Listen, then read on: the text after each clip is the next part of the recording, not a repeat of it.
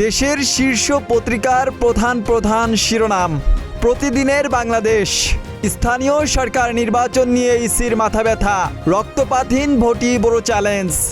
বেইজিংয়ের সঙ্গে ঘনিষ্ঠ হবে ঢাকার সম্পর্ক, প্রধানমন্ত্রীকে বেইজিংয়ে লাল গালিচা সংবর্ধনা।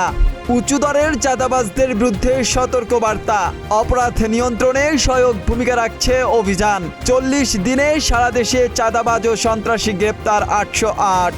নেতৃত্ব শূন্যতায় কঠিন সংকট, নখ দন্তহীন দুদক। বিচারিক আদালতে খালাস হচ্ছে আসামিরা, যাচ্ছে না আপিল করা। 7.5 লাখ যুবককে প্রশিক্ষণ দেবে সরকার। প্রথম আলো, বিনিয়োগ ও রাজনৈতিক সম্পর্কে অগ্রাধিকার। আজ বেইজিংয়ে বাংলাদেশের প্রধানমন্ত্রী তারেক রহমান ও চীনের প্রধানমন্ত্রী লি কিয়াংয়ের মধ্যে দ্বিপক্ষীয় বৈঠক। হাতির চলার পথে হবে পাকা সড়ক।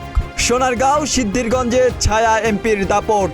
রোনালদোর রাজকীয় ফেরা, সমালোচনার জবাব মাঠেই দিয়েছেন রোনালদো। আগামীর সময়, এবার কাঁটাতারের বেড়া দিচ্ছে বাংলাদেশ। লাল গালিচায় বরণ প্রধানমন্ত্রীকে। 36 বছর ধরে ছেলে ভুলানো গল্পের নাম। এইচএসসিতে এবার বডি অর্ণ ক্যামেরা। 2 মহাকাব্যের শেষটা দেখছি। ইত্তেফাক, বিনিয়োগ হচ্ছে 9 আন্তর্জাতিক আইনি প্রতিষ্ঠান। উদ্দেশ্য 30 ব্যাংকের খেলাফি ঋণের অর্থ বিদেশ থেকে ফেরত আনা। ঢাকা ঘিরে ভয়াবহ ভূমিকম্প বলয়, ঘুরে ফিরে উৎপত্তি কেন্দ্র রাজধানীর সন্নিহিত অঞ্চল।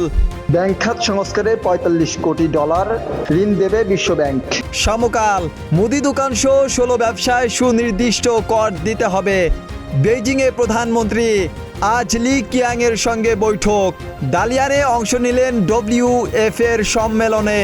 বাজেট ঘাটতি মেটাতে ইসলামী বন্ড। ডেঙ্গু ছাড়িয়েছে ঢাকার বাইরে, সর্বোচ্চ রোগী বরিশালে।